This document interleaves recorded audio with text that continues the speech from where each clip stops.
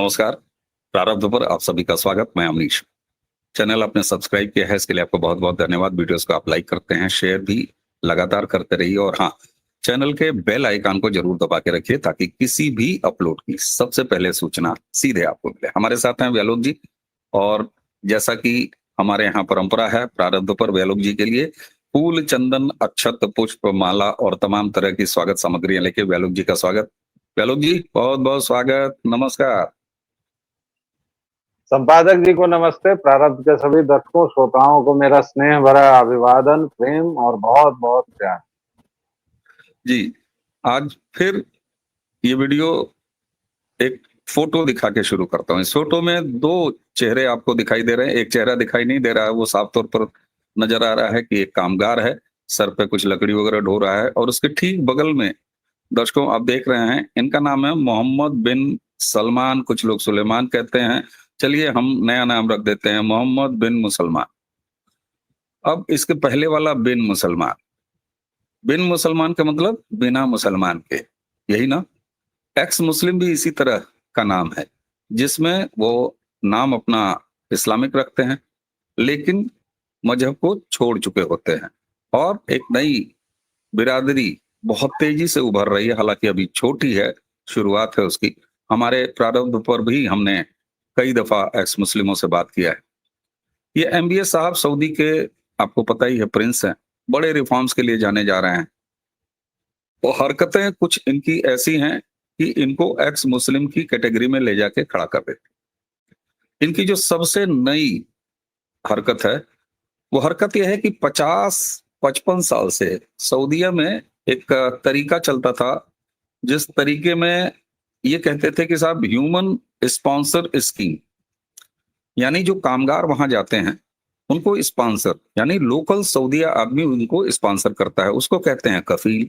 और जो स्पॉन्सरशिप होती है उसको कहते हैं कफाला। अब कफाला बिल्कुल गुलाम परंपरा जैसा है। अब ये क्या है, ज्यादातर ये छोटे जो मजदूर टाइप के लोग हैं, अनस्किल्ड हैं, सेमी स्किल्ड हैं, उनके ऊपर लागू होता है। घरेलू जो सहायक हैं उनके ऊपर लागू होता है। इसमें बुलाए जाते हैं। अब कफाला का मतलब ये है कि अगर उसको कहीं एक शहर से दूसरे शहर सऊदी में जाना है, उसको पुलिस में शिकायत करनी है, उसको कोई टिकट निकलवाना है, यहाँ तक कि कई बार पैसे भेजने हैं या अपने घर आना है, इन सब के लिए उसे अपने कफील यानी जो उसका स्पॉन्सरर है, उसका गुलाम होना होता था। यानी टिकट भी वही निकाल के देगा, वो जब चाहेगा तब आप शिकायत कर सकते हैं। कुल मिला के आप ये कह सकते हैं कि एक बंधुआ मजदूर गुलाम जैसी स्थिति। मामला बड़ा हाईलाइट अगर आपको बताऊं तो एक 42 साल की, मुझे याद आता है, 42 साल की एक महिला थी केरल की, और उसको जो है कतर वगैरह कहीं ले जाया गया नौकरी के नाम पर और वहां से उसको सऊदीया भेज दिया गया। सऊदीया में कफाला आ गया और कफाला ने उसकी ये हाल किया कि वो एक घर की नौकर बन के रह गई और उस घर के बच्चे तक सऊदी के वो उसको गुलाम गुलाम कहते थे। एमबीएस ने खत्म कर दिया। हालांकि इसकी घोषणा कुछ दिन पहले एमबीएस ने की थी, लेकिन अब कफाला जैसी कोई स्कीम नहीं है। आप समझिए लगभग 1.5 करोड़ के आसपास जो बाहर के मुल्कों से, और उसमें बड़ी तादाद भारतीयों की है, यानी मनुवादी मुसलमान, इस शब्द को जरा ध्यान से देखिएगा, जो खांटी 100% मुसलमान अरबी, उसने कहा कि नहीं साहब, हम इस गुलाम परंपरा को समाप्त करते हैं और अब कफाला नहीं है। यानी वहां के मजदूर आजाद हैं। अब वो स्पॉन्सर के गुलाम नहीं है, वो कहीं अपने हिसाब से काम भी कर सकते हैं और वो अपने घर आ सकते हैं। आप समझिए गुलामी की जंजीरें तोड़ दी। बेलोग भाई, ये जो हमारे यहाँ कन्वर्टेड मुसलमान हैं, और इसीलिए मैं कहता हूं कि भारत, पाकिस्तान, बांग्लादेश में कम से कम और आंशिक रूप से अफगानिस्तान में भी कोई मुसलमान नहीं रहता। ये सब के सब कन्वर्टेड मुसलमान हैं। यहाँ वाले ज्यादा प्याज खाते हैं और वहां एमबीएस एक्स मुस्लिम बना जा रहा है। बेलोग भाई। देखिए सर, ऐसा है कि अपने यहाँ कहावतें जो बनाई गई हैं बड़ी सोच समझ के साथ और बड़े ध्यान के साथ। नया मुल्ला बहुत ज्यादा प्याज खाता है। तो ये जो भारत के, पाकिस्तान बांग्लादेश क्या ही बोलना, पूरा तो भारत ही है। और आपने अफगानिस्तान को आंशिक कहा, मैं उससे असहमति जताता हूँ। अफगानिस्तान में भी काहे की आंशिक, अफगानिस्तान भी पूरा का पूरा कन्वर्टेड है साहब। कनिष्क से लेके और बाद में कुषाण वंश से लेके और तक्षशिला से जैसे ही वो अफगानिस्तान में बदला, वैसे ही उसका भविष्य तय हो गया था। तो वो भी आंशिक नहीं, पूर्णतः कन्वर्टेड ही लोग हैं। और इनफैक्ट अगर आप वैसे मुझे कहेंगे तो मुझे लगता है कि 100, 150, 200, 2000 लोगों को छोड़कर सारे के सारे मुसलमान कन्वर्टेड ही हैं। आप खुद मक्का मदीना से ही शुरू करें तो भाई वहां उस समय जितने लोग थे वो सब के सब मूर्ति पूजक थे। मूर्तियों को तोड़ा गया, मूर्तियों को मोहम्मद ने करीबन 365 मूर्तियां थी खुद खंडित की। उसके बाद उन्होंने जीतना शुरू किया, मदीना गए, फिर मदीना से शुरू किया और पूरा जीवन युद्धरत रहा है। युद्ध में ही बीता है मोहम्मद का पूरा जीवन। और इनफैक्ट ये जो रोजा और अ, इफ्तार वाली बात है, ये आप देखिए कि भारतीय संस्कृति में कुछ भी आप अगर आध्यात्मिक या पूजा पाठ से रिलेटेड करेंगे तो भारत की संस्कृति में, सनातन संस्कृति में रात का खाना वर्जित है। रात को हम लोग निशाचरों का मानते हैं। और कई बार कुछ कट्टर हिंदू जो आपको देखने को मिलेंगे वो कहते हैं कि ये म्लेच्छ हैं, म्लेच्छों का सब कुछ उल्टा होता है। तो कहीं ना कहीं उसमें कुछ बातें सच भी हैं कि अब रात में क्यों होती है इफ्तारी साहब, इसलिए होती है क्योंकि मोहम्मद दिन भर तो युद्ध में रहते थे। तो भाई युद्ध के दौरान तो आप खाना नहीं खा लेंगे ना। युद्ध के दौरान तो ये होगा कि भाई मरो या मारो, इतनी बुरी बात है। और रात में आप युद्ध कर नहीं सकते हैं क्योंकि आप लोगों के पास कोई वैज्ञानिक ऐसा नहीं था जो तेल दे देता, आपको मिट्टी तेल निकाल के दे देता, रात में मशाल जला देता या कुछ ऐसा कर देता। आप लोग बर्बर थे। तो इसलिए दिन भर युद्ध करो, दिन भर जिहाद करो, मजहबी फसाद करो और रात में खाना खाओ, इससे उनका वो निकला है। तो मैं बार बार जो बात कहता हूं कि मोहम्मदन ट्रेडिशंस जो हैं उसमें कुछ भी आध्यात्मिक या कुछ भी धार्मिक नहीं है। और इनफैक्ट मोहम्मदन ट्रेडिशन में नहीं, जो भी एक अब्राहमिक जो विचारधारा है, राजनैतिक विचारधारा, जिसको कभी आप रिलीजन कहते हैं, कभी मजहब कहते हैं, जिसमें जुडाइज्म से लेके ताजा ताजा मोहम्मदन वाद तक, मोहम्मद वाद तक समाहित है। ये तीनों ही, चारों जो भी हैं। और इनसे जो प्रभावित हुए वो हमारे सिख बंधु जो प्रभावित हुए, तो उनका आप देख लीजिए हाल पंजाब में क्या हो रहा है। अब बाकी ये जो आपने दिखाया है पूरा कफाला का और कफील का मामला, तो सर एकाध मामले पकड़ में आ गए, एकाध चीजें ये हो, लेकिन ये सऊदी का हमेशा से था। और सऊदी वाले तो भारतीय मुसलमानों को मुसलमान भी नहीं मानते भाई। कोई डेरोगेटरी शब्द है हिंदी टाइप का, वो इस्तेमाल करते हैं इनके लिए। हालांकि वो इंडियंस को, भारतीयों को बड़े अच्छे नजरिए से देखते हैं। यहाँ तक कि पाकिस्तानी भी जाके कहते हैं कि भैया हम तो हिंदुस्तानी हैं। जितने भी पाकिस्तानी रेस्टोरेंट वगैरह वाले हैं वो सब नाम अपना हिंदुआनी रखते हैं।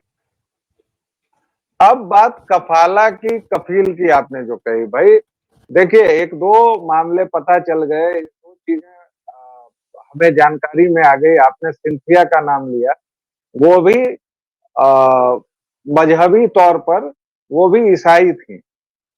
अब आप सोचिए कि सनातनियों को कितनी समस्या होती होगी। और कई ऐसे नियम थे, हालांकि एमबीएस जो हैं वो कई ऐसे नियम लाए हैं जिसको कहा जा रहा है कि वह मुस्लिम समाज की बुनियाद हिला रहे हैं, चूल्हे हिला रहे हैं। जैसे उन्होंने सऊदी में महिलाओं को ड्राइविंग की इजाजत दी। अब सोचिए हम लोग कैसी बातें कर रहे हैं, महिलाओं को ड्राइविंग की इजाजत दे दी, जैसे बड़ी कृपा की। और आप देखिए कि किसी भी लिबिर लिबिर गैंग, किसी भी पश्चिमी प्रगतिशील यूरोपियन, ये सब बातें उनके डोमेन में ही नहीं है। ये सब बातें उनके सिलेबस में ही नहीं है। केरल में, केरल जैसी जगह में, भारत का राज्य है केरल, वहां पर आधा हिस्सा पार्टीशन करके पुरुषों को अलग पढ़ाते हैं, महिलाओं को अलग पढ़ाते हैं। महिलाएं काली कनात में लिपटी रहती हैं। और दूसरी तरफ जो इस्लाम का पूरा गढ़ है, आप इस बात से तो इनकार नहीं करेंगे कि इस्लाम का अगर सच्चा स्वरूप आपको देखना होगा तो वो आप देखेंगे केवल और केवल सऊदी अरब में, क्योंकि वहीं से जन्म हुआ है। वह तो पीछे कर रहा है कदम अपने, लेकिन हिंदुस्तानी मूल्य प्याज पर प्याज खाए जा रहे हैं। आगे की बात आगे करेंगे जी। अच्छा, एक चीज और देखिए, ऐसा नहीं है कि केवल रिलीजन या मजहब की बुनियाद पर ये सारे बदलाव एमबीएस कर रहे हैं सऊदी में। सऊदी में 2029 में एशियन गेम्स आने वाले हैं और उससे पहले अब दुनिया को पता है, ये इतना ऐसा नहीं है कि ये जो खुलापन जाग गया है, ये इल्हाम हो गया है, कोई ऊपर से सुमैया तारा जो है निकल के आया है उड़ के और उसने बता दिया। ना, ना, दरअसल तेल का मामला हो रहा है धीरे-धीरे खत्म। अब इनको अपनी इकोनॉमी के लिए जाना है इधर-उधर, तो जो प्रिंस सलमान कर रहे हैं या सलमान कर रहे हैं या मुसलमान कर रहे हैं, वो साहब इसलिए कर रहे हैं कि फॉरेन इन्वेस्टमेंट आए और कुल मिला के सऊदी की जो छवि है, तो ये पीआरशिप है। लेकिन सुधार तो है, इसमें कोई गुंजाइश नहीं है। मजे की बात यह है कि हम दर्शकों क्यों ये बात कर रहे हैं? बात इसलिए कर रहे हैं कि तुम जिसके नाम का प्याज खाते हो, मैं भारत के मुसलमानों को कह रहा हूं। और अरब में पानी की कमी थी, तो टोटीदार लोटा भैया समझ में आता था, क्योंकि कम से कम पानी खर्चा हो, निशाने पे पानी गिरे, है ना? पैमाने भर पानी गिरे, समझ में आता है। हमें यार गंगा जमुना वाली इस जमीन, जहां पर ठीक है थोड़ा वाटर लेवल नीचे चला गया है, लेकिन अभी भी तुम गंगेटिक बेल्ट वाले प्रदेशों में चले जाओ, बिहार उत्तर प्रदेश में, तो कोई दिक्कत नहीं है। 25, 50, 55 फीट अभी भी, 30, 35, 40 फीट, मुझे तो याद है 25 फीट का एक लेंथ आता था ब्यालोक भाई, वो पाइप वाला, उसको अगर आप डाल दीजिए तो हैंडपंप धनाधन पानी फेंकना शुरू कर देता था। लेकिन तुम अभी भी वो टोटीदार लोटा लेके घूमते हो, कहाँ घूमते हो बे? हम उस पर अभी तुमको ज्ञान नहीं देंगे कि बिरयानी बिना चावल के पता नहीं कैसे पकाते थे तुम। खैर छोड़ दो। दूसरा सोच, वजू बनाते हो भैया, तो पानी की कमी थी, चुल्लू भर पानी लेके ऐसे यहाँ कोहनी तक धो लेते थे। अबे यहाँ हर हर टूटी है, फिर भी आदत ऐसे ऐसे है करने की। तो सवाल ये होता है कि ये सब तुम कहाँ से सीख के बैठे हो? और दर्शकों इस्तेमाल किया कीजिए, मैं अरबी मुसलमानों को मनुवादी मुसलमान कहता हूँ, तुम्हारा ही पत्थर तुम्हारे ही सर, वो 100% है। चलो, छुआछूत कहते हो कि खाली हिंदुओं में है, तुम्हारे यहाँ भी गिनाऊं मैं? तो व्यालोक भाई सवाल ये उठता है कि जहां से इनकी तोपें दगती हैं, बहुत दूर सऊदी, जहां के नाम कई अरबी भिंडी भुइयां खाए रहते हैं, ये बदलाव अगर वहां हो रहा है, गुलामी की मानसिकता से मुक्ति हो रही है और वहां का प्रिंस अगर एक्स मुस्लिमों जैसा व्यवहार कर रहा है, तो यहाँ हाय अल्लाह हम बुर्का नहीं हटाएंगे। अरे अरे, बुर्का हटा के कैसे कोई जांच कर लेगी आंगनवाड़ी वाली महिला कि ये सलमा है कि सुल्ताना, रजिया है कि परवाना, और फर्जी वोट नहीं डाल पाएगी? तो ये कब सीखेंगे साहब? यह सीखना चाहिए, नहीं सीखना चाहिए? भाई साहब, यहाँ उन फर्जी मुसलमानों से ज्यादा चिंता मुझे लिबिर लिबिर गैंग के धिम्मी हिंदुओं की होती है। जो ये लिबिर लिबिर टुकड़े टुकड़े, इन गैंग को जो भी नाम ले लीजिए, जो तथाकथित तौर पर महिला अधिकारों की बात करते हैं, जेबी में एक लाल किताब लेके घूमते हैं, कहते हैं कि संविधान है, हालांकि सुनने में आया है कि केवल कागज, सादे कागज हैं, वो ठीक से उस पर कुछ छपा भी नहीं है। तो ये मैं देखता हूँ। लेकिन इसके साथ साथ और जो कुछ चीजें हैं उस पर थोड़ी बात करनी जरूरी है। देखिए, सऊदी अरब, मजे की बात है कि वही देश है जहां से वहाबी आंदोलन चला। वहाबी आंदोलन क्या है अवनीश भाई, ये आपको बताने की जरूरत नहीं है, क्योंकि आपकी मित्र जो है पजामा शेरवानी और ऐसे कई आप जो है आपके दोस्ती मित्र तोड़वा के हैं। रहेंगे। आपकी मित्र रोज मैं आपके मित्रों की एक दिन लिस्ट गिनवाऊंगा दर्शकों के सामने। बहुत आदत आपकी हो गई है, हमारे मित्रों का खुलासा करते रहते हैं। तो खैर, वो पजामा शेरवानी वगैरह जो हैं, ये लोग एक तरफ महिला अधिकारों की बात करते हैं, दूसरी तरफ संविधान लेके चलते हैं, हालांकि वो संविधान है भी कि नहीं पता नहीं। लेकिन ये लोग सऊदी में और पूरे 57 इस्लामी देशों में क्या होता है इस पर ये चुप हो जाते हैं। इस पर इनको कोई फर्क नहीं पड़ता है। भारत में केरल में सेपरेट करके पढ़ाया जा रहा है, इस पर इनको नहीं। और बताया छोड़िए साहब, ठीक। ये बुर्गे को तो उठाने पर छोड़ दीजिए, ये तो इस बात पर हंगामा कर रहे हैं कि बुर्के में अगर किसी आंगनबाड़ी महिला ने देख लिया तो भी वही तो कहा हंगामा हो मैंने। जाए। हाँ वही तो कमाल मैंने बात। कहा। और ये ये तो अच्छा हुआ बवाल आपने कौन सा क्लियर कर दिया, वरना आपने उठाने में ऐसा कुछ सांकेतिक रूप से कहा कि कंफ्यूजन हो सकता था। और ये बवाल शुरू किसने किया? उत्तर प्रदेश के माननीय समाजवादी पार्टी के एक सांसद ने, जो हिंदू है नाम से। मुसलमान उतनी ज्यादा हाय तौबा नहीं कर रहा है, मोहम्मदन उतनी ज्यादा हाय तौबा नहीं कर रहा है, क्योंकि सही बात। उसको पता है वो जब जाता है सऊदी अरब तो उसको डेरोगेटरी शब्दों में कहा जाता है, बुलाया जाता है, उसका पासपोर्ट छीन लिया जाता है। सर, ये जो आपने कफाला बताया, क्या इसके बिना कोई भी जो मजदूर वर्ग का व्यक्ति जाता है, वो भले मोहम्मदन हो, क्या उसका पासपोर्ट नहीं छीन लिया जाता है, वीजा नहीं मैं छीन लिया जाता, मैं दिया ही वही तो नहीं कह रहा जाता? हूँ। मैं वही तो और कह रहा हूँ, एक लेकिन के बाद इसके खिलाफ ये लोग नहीं बोलते। और एक और चीज और एक भी है। के बाद जी। हाँ नहीं नहीं, आप अपनी बात कंप्लीट कीजिए। और एक के बाद एक सुअर बाड़े की तरह जो इन लोगों को 12x14 के कमरे में रखा जाता है, इनके कोई अधिकार तो छोड़िए साहब, आप उस दिन पर भर भी बात भेड़ नहीं करते। चराइए, बकरी हम्म, चराइए, अधिकार तो छोड़िए, मौलिक जो जीने की आवश्यकताएं हैं वो भी नहीं है। अरे रमजान के दिनों में क्या होता होगा जब कुछ नहीं वर्किंग आवर, मिलता है? वर्किंग वर्किंग आवर्स की मैं आवर्स बात क्या कर रहा हूँ। होते हैं? वर्किंग जी। आवर्स की बात कर रहा हूँ दर्शकों, इसीलिए हम इस पर बात करते हैं। आप सोचेंगे कि हम मजा लेने के लिए बात करते हैं, नहीं साहब। तुम वैसे ही दुनिया भर में मजा लेने लायक हो, और सजा तो तुम दे रहे हो, ये अलग बात है।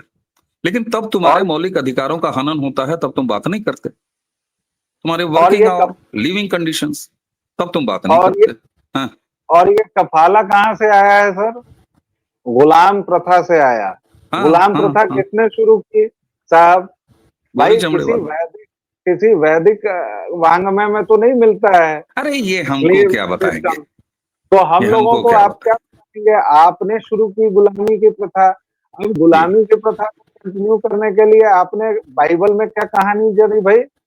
आपने उसको कहा परपेचुअल सर्विट्यूड। हम्म। भाई बाइबल के मुताबिक हान वंशज यानी जो अफ्रीकी लोग हैं, उनके बारे में भगवान जी ने ही, गॉड ने ही तय कर दिया है कि वो जीवन भर पूरे पीढ़ी दर पीढ़ी वो गुलाम रहेंगे। ये तो आपकी मानसिकता है साहब। अरे और और आप छोड़िए। कहते हैं कि हम मिशनरी हैं, हम व्यालोक जी, सेवा करते हैं, क्या करते हैं पता नहीं। व्यालोक जी, जी। व्यालोक जी, आप इतने बड़े बड़े उदाहरण लेके आ रहे हैं। मैं 370 हटने से पहले इसी जम्मू कश्मीर का उदाहरण दे रहा हूं दर्शकों। और ये बात कह के आज का ये चर्चा समाप्त करूंगा। कैसे? जम्मू कश्मीर में 370 जब तक लागू था, वहां सफाई कर्मचारी, चाहे वो हिंदू हो चाहे मुसलमान हो, सुन लीजिएगा एक बार, सफाई कर्मचारी जो हिंदू हो चाहे मुसलमान हो, वो कभी भी दूसरी नौकरी नहीं आवेदन कर सकता था। उसने एक बार सफाई कर्मचारी अगर वो हो गया, तो वो हमेशा पीढ़ी दर पीढ़ी सफाई कर्मचारी ही है।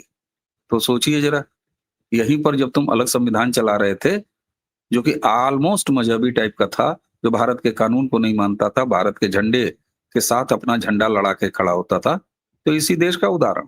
इसलिए दर्शकों, हमेशा ये सवाल जरूर पूछिए, जब ये पाखंडी शुद्धतावादी मानवाधिकारों की बात करें, जब ये मौलिक अधिकारों की बात करें, जब ये अभिव्यक्ति की स्वतंत्रता की बात करें, तो इनको पलट के इसी तरह एमबीएस छाप जूता जरूर मारिए। चलो भाई, आज आपने हमें समय दिया, आपका बहुत बहुत धन्यवाद। दर्शकों, आज की चर्चा छोटी सी रखी है, यहीं समाप्त करेंगे, लेकिन बेहद जरूरी चर्चा है, इसलिए वीडियो को लगातार लाइक करिए ताकि ये आगे बढ़े। शेयर कीजिए।